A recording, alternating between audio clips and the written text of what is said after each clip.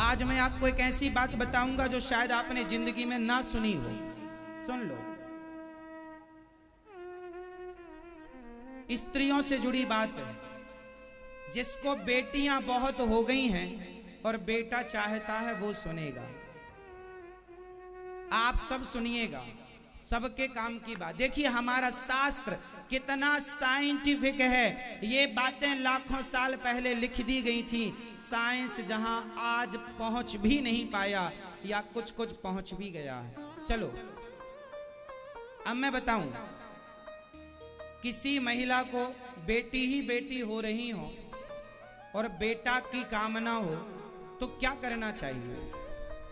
जिसे पुत्र चाहिए उसे क्या करना, और जिसे बेटा ही बेटा हो रहा हो उसे बेटी चाहिए, उसे क्या करना चाहिए? देखिए ये बात मैं कोई जादू टोना वाली नहीं बताऊंगा, लिखित में श्लोक के संग आपको बता सकता हूं। कहां लिखा है ये भी बता सकता हूं। शास्त्र कह रहे हैं, ये बात मेरी नहीं है, शास्त्रों की है। और कितनी गहरी बात है, मैं अभी इस बात को बताकर इसको साइंस से भी मैच करूंगा, समझिएगा। अब किस दिन गर्भाधान करने से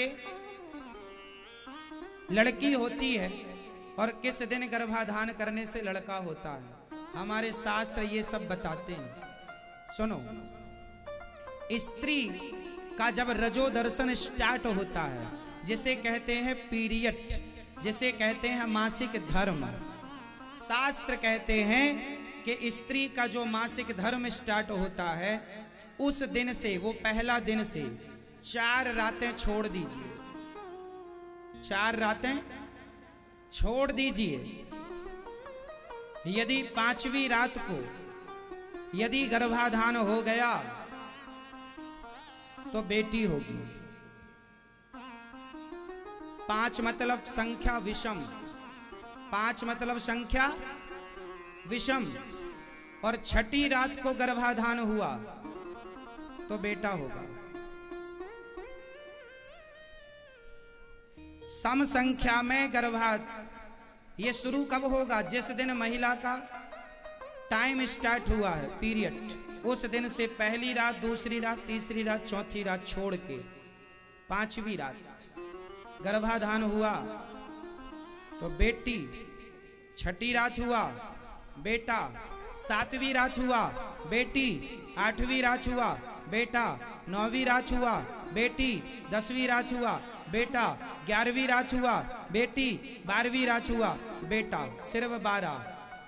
मासिक धर्म स्टार्ट होने से 16 दिन, जिसमें 4 दिन तो अशुद्धि के छोड़ दीजिए, बचे 12। इन 12 दिन में ही संतान उत्पन्न होने का विशेष समय होता है। ऐसा हम नहीं, शास्त्र कह रहे हैं। अब देखिए, शास्त्र ये सम संख्या में लड़का और विषम संख्या में, समझ लो काम आएगा भविष्य में।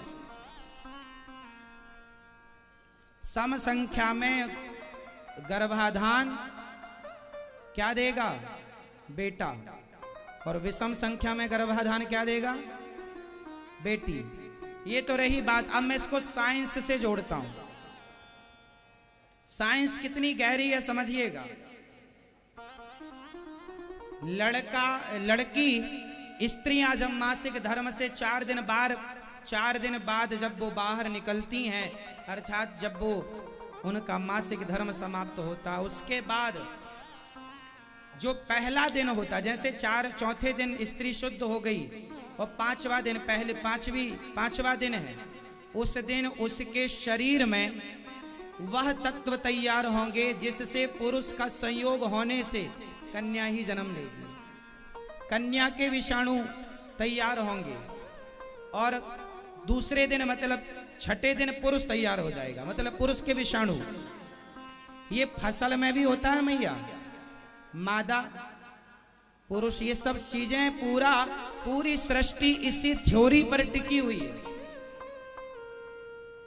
पूरा संसार इसी पर टिका हुआ है। वो स्त्री के अंदर ही क्षमता होती है कि वो स्त्री रूप में एक्सेप्ट करेगा उसका। कहते हैं पुरुष का तेज स्त्री के गर्भ में जब जाता है तो स्त्री का रज पुरुष के तेज में मिलकर वो जो रज होता है स्त्री के अंदर भी एक तत्व पाया जाता है। वह तत्व 5वें दिन स्त्री रूप में होता है, 6ठे दिन पुरुष हो जाता है, 7वें दिन क्या है जो हमारे सेल्स होते हैं ना बनते और बिगड़ते रहते हैं। तो स्त्री का सेल्स बिगड़ गया फिर बना, वो पुरुष का बनेगा, फिर वो बिगड़ गया, तीसरा तैयार होगा वो। इसलिए एक दिन छोड़ एक दिन छोड़, एक दिन स्त्री का एक दिन पुरुष का, एक दिन स्त्री का एक दिन पुरुष का। इससे देखिए साइंस, आज साइंस यदि पता लगाएगी तो आज लगा चुकी है। तो यही साइंस भी कहती है कि जब स्त्री के अंदर एक तत्व ज्यादा होता है तो बेटी का निर्माण एक तत्व ये ज्यादा होता है, और जब 2 तत्व हो जाते हैं तो जुड़वा संतान हो जाती है। जुड़वा संतानें कैसे होती हैं? एक ही भाग 2 भागों में स्त्री और पुरुष का तत्व मिलकर जब 2 भागों में पेट के अंदर किसी कारणवश डिवाइड हो गया तो 2 संतान की तैयारी चालू हो गई पेट के अंदर। ये साइंस है, ये साइंस जो आज बता रहा है हजारों साल पहले हमारे ऋषि मुनियों ने बता दिया। कितना बड़ा साइंस, कितना बड़ा शोध है ये जो मैंने 2 मिनट में पूरा कर दिया। इस शोध को बताने के लिए साइंटिस्टों ने हजारों लाखों करोड़ों रुपए खर्च किए हैं, कितनी बड़ी बड़ी मशीनें बनाई, कितना शोध किया, कितनी रिसर्च की, तब ये बता पाए। हमारे ऋषि मुनियों ने एक श्लोक में सारा लिख दिया। क्यों? शोध करके, यूं हवा में नहीं लिख दिया, शोध करके लिखा।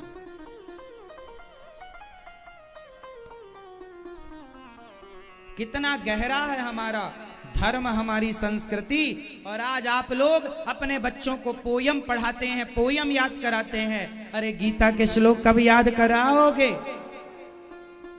गीता के श्लोक कब याद कराओगे? रामचरितमानस कब याद कराओगे? अपने धर्म का पाठ कब पढ़ाओगे? फुर्सत ही नहीं है।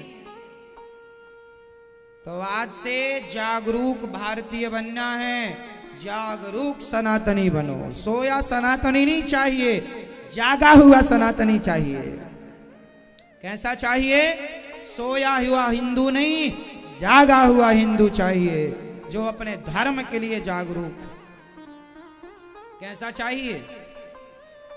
उठ जाग मुसाफिर भोर भई, अब रैन कहाँ तू सोवत है, जो सोवत है वो खोवत है, जो जागत है वो पावत।